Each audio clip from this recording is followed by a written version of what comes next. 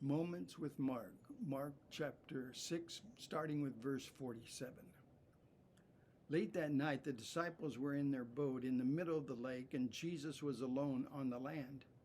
He saw that they were in serious trouble, rowing hard and struggling against the wind and the waves. About 3 o'clock in the morning, Jesus came toward them walking on the water. He intended to go past them, but when they saw him walking on the water, they cried out in terror, thinking he was a ghost. They were all terrified when they saw him. But Jesus spoke to them at once. "Don't be afraid. Take courage. I am here." Then he climbed into the boat and the wind stopped. They were totally amazed, for they still didn't understand the significance of the miracle of the loaves. Their hearts were too hard to take it in.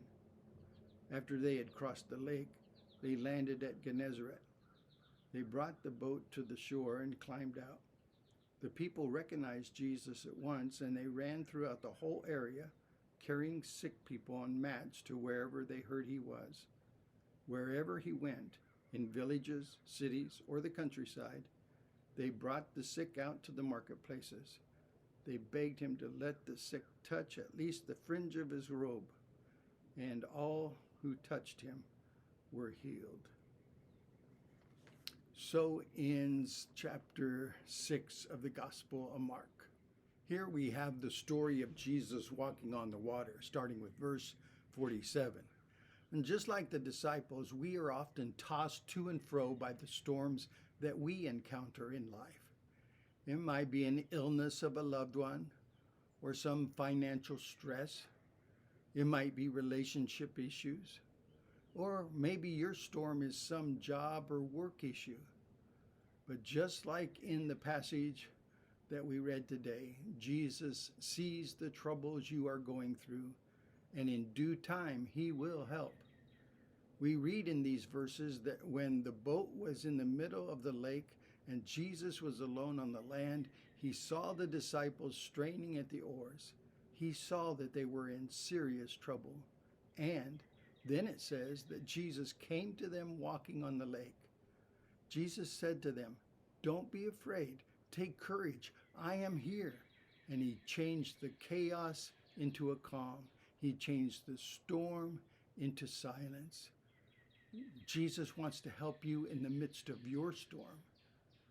Jesus saw that they were in trouble. He sees your cares. These are reassuring words. The same eyes which saw the disciples tossed on the lake is always watching over you. You are never beyond the reach of his care. He knows the path that we take, and Jesus is able to help. It is true that Jesus may not come to our aid at the time that we like best, but he will come and he will help at the right time. You see, Jesus sees us struggling, and he will not desert us. We are told in verse 49 and 50 that the disciples thought Jesus was a ghost, and they were all terrified. Fear versus faith.